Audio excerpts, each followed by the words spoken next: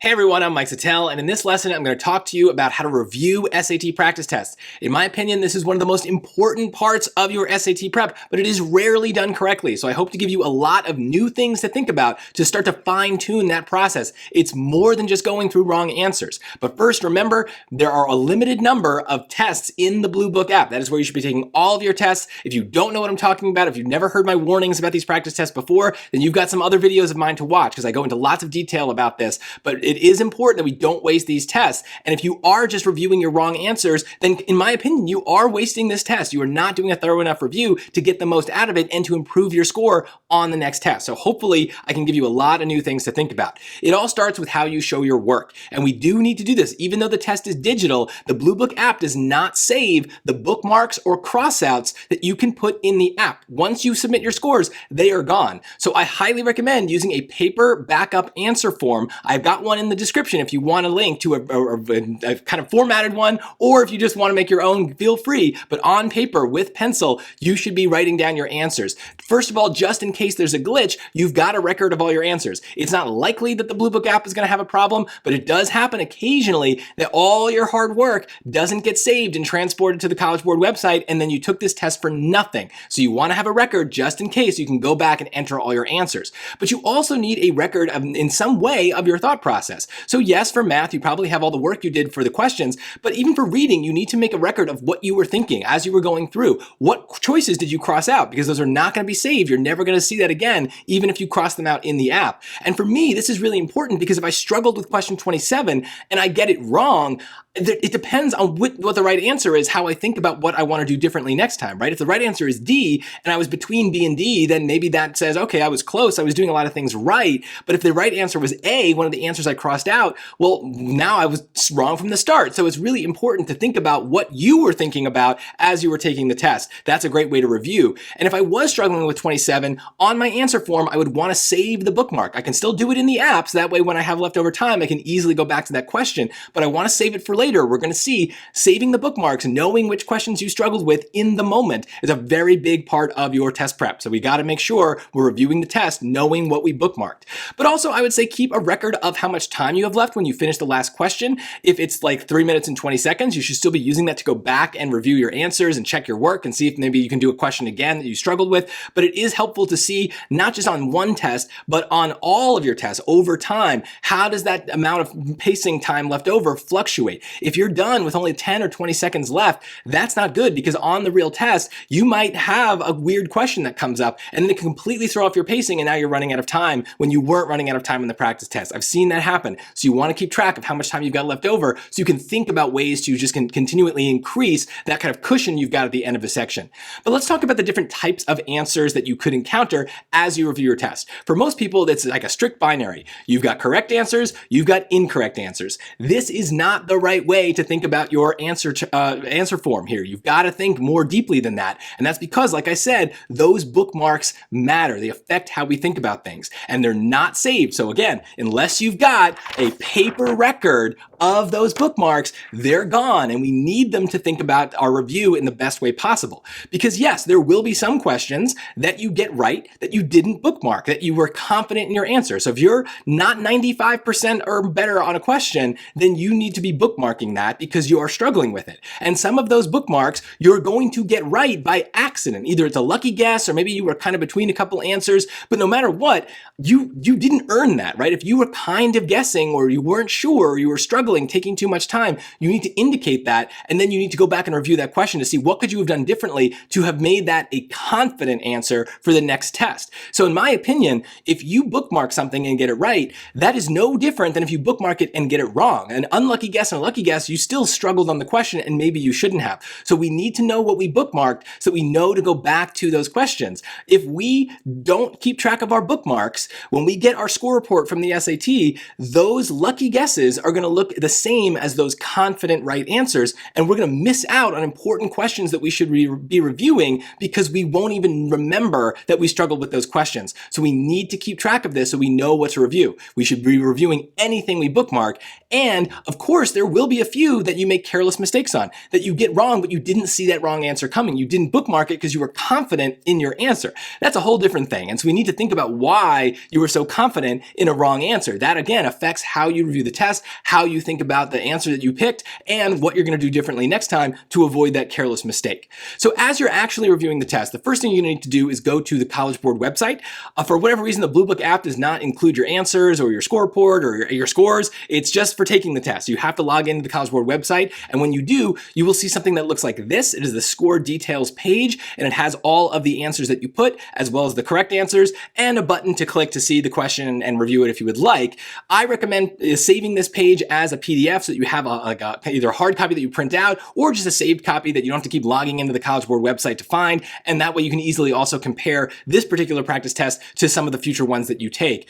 But regardless, I don't think you're going to get a lot out of reviewing the question on the College Board website. I think you're going to want to go somewhere else. So you could go to Khan Academy. They do have a little bit better kind of an interface and some ways to review that have a little bit better explanations, but I still think you're going to need more. I don't think that they do the best job. And so my best recommendation is kind of selfishly, go to my website, go to my YouTube channel. I have individual question videos for each question from the official test. So you can literally review every single thing you got wrong in a very convenient way. And I think the reason you're going to want to go to my channel is that my explanations are going to be different from the kind of thing that you would see on Khan Academy or College Board. For a question like this, that's geometry mixed with a little algebra, they're going to have you write an equation. They're going to take this rectangle and turn it into area equals length times width, and we're going to have to set up a quadratic, simplify it, get it equal to 0, and then we need to factor that last line there. And even with a calculator, finding the factors of 198 are kind of difficult. So this is a bit of a pain. To me, though, this is an easy question. We've got a mystery x, and we've got 4 answer choices that could be x. Pick one that kind of makes some sense to start.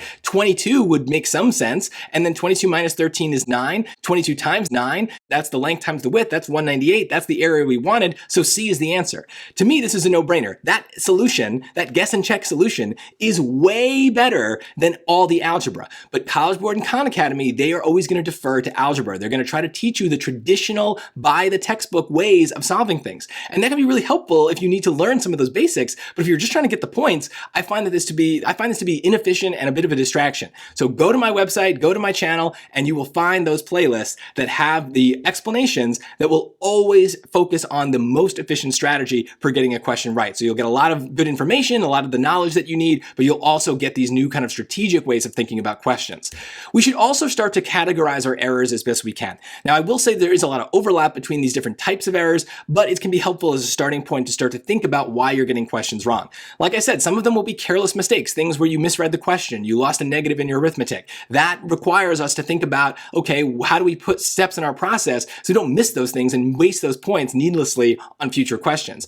But a lot of the score improvement is going to come from making strategic changes, right? We have strategic errors. Sometimes we look at a question, we don't even know where to start. Maybe it takes too long to get through. That's where I think my videos are really, really good at showing other ways to strategically approach a question so that you can get it right more effectively, more efficiently, more quickly, more confidently, all those good things. And that is different from how Khan Academy and College Board are going to teach you. Sometimes, though, there is a little bit of knowledge, and maybe Khan Academy is a little bit better for that, but I will always review things, what formulas you need to memorize, what grammar rules you need to know, and I'll show you how to show work so that you don't lose yourself in that process there. And some questions will just be wrong because you ran out of time. You paced yourself incorrectly, you had to randomly guess at the end, or you had to rush, or sometimes even in the middle, you were just nervous and you didn't really know what to do. And so those kinds of errors are important to keep track of too. This is why we need to be bookmarking questions so we can see what we were thinking as we were doing a question. Was it one that we gave up on? Was it one that we tried earnestly? All those things are really important because also there are going to be trap answers, and they apply to all 4 of these types here. What the SAT likes to do is put answer choices that they know you will pick if you make the most common mistakes on each question type. So whether it is losing a negative or misremembering a formula or just approaching it strategically incorrectly, they will put answers that are very, very tempting. They call them distractor choices, whereas I call them traps, but basically the result is the same, is you pick an answer confidently that is wrong. And so we need to think about that not only as we're taking the test, but as we're reviewing it. What can we do differently to make those trap answers less tempting? So I don't want to get into a lot of detail about all the different specifics of different types of questions, but just to give you an overview about how these different categories might apply to different question types, we can talk about maybe the vocabulary questions that come at the beginning of the reading module. Why might you get some of those wrong? Well, sometimes it might just be knowledge. You genuinely don't know certain words. Other times, though, it's because you misread the passage. There's a but or a not or some sort of contrast word that you completely ignore, and that's going to change completely what kind of answer you're looking for.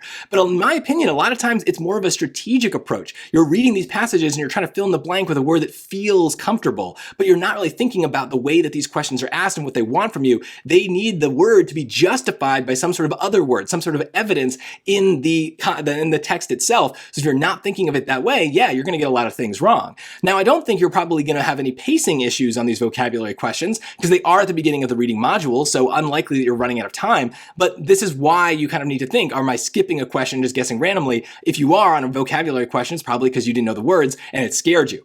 Whereas for a passage question, the ones that come next in the section, there might be some pacing issues here. Maybe you're just rereading those passages a lot. You need to keep track of that. But if you are just giving up, you again need to bookmark that so we know that even if you get it right, it was a lucky guess, and we need to review the question and see if there's a way to move faster through it. And a lot of times, the reason isn't a knowledge issue. It's not that you don't understand what the passage is saying. It's that you don't understand what the choices are saying. It's a strategic problem, basically. You're missing the strong words in the answer choices. That kind of strategy, I've got a lesson entirely just about that, so that can really help you change the way you think about these passage questions.